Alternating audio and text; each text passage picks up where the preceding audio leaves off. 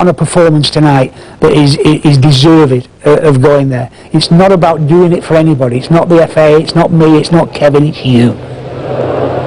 Steve Wooden, good chance, and that's the goal! The Wooden goal was typical Steve Wooden. Half chance, prop, left foot of his, bottom right-hand corner. I've seen it time and time again.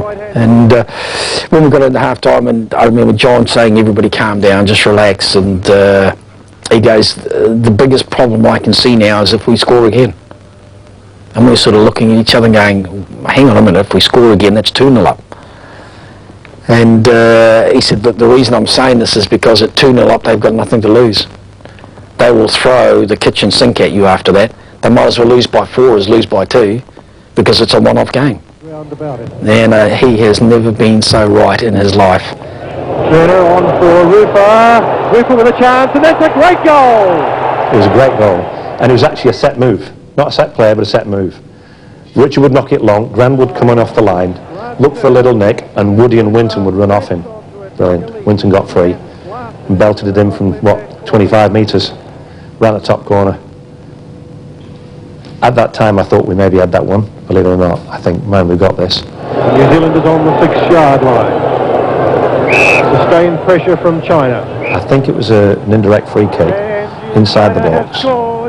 And I do not ever remember seeing a ball being hit so hard. And it was in the back of the net before anybody could move. It was a great shot.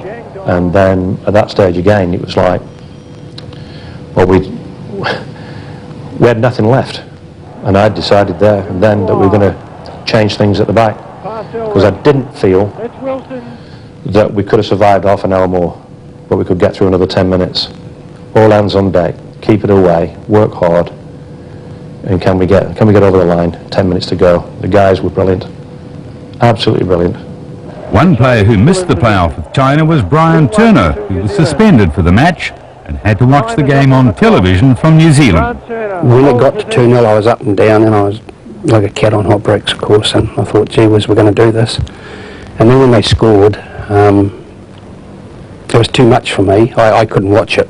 And my wife, she was living at her mother's house in Sandringham, in Hulse Avenue. And when it got to 2-1, I said, I can't watch it. There was about, I don't know, 20 minutes to go or something like that. I said, I can't watch it. I just got to go. So I walked out of her house and I walked down Sandringham Road, and all the lights were on in the houses, and I was like this.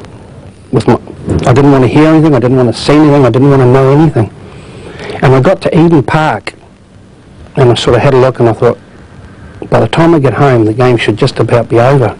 And it was just absolutely uncanny. I walked back from Eden Park down to Hulse Avenue, and I grabbed hold of the gate, and the front door opened. My wife, she came out, and I said to her, oh, what's happened? She said, you qualified. And, I'm emotional now, because you couldn't help yourself. It was just something that was so special. And it was a huge feeling, a huge relief. Wonderful, wonderful thing. Because you try and think about what it actually means. For the first New Zealand team ever to go to a World Cup, which is the biggest, most prolific tournament in the whole wide world in sport. Everybody's dream come true again at the World Cup. I think I might have had a bit of a tear. I think I probably did. It was unbelievable. I didn't think it could happen. I think Kevin Fallon summed it up really well. He was walking away and he was being filmed by a cameraman, and he said the smallest country in the world just beat the biggest country in the world.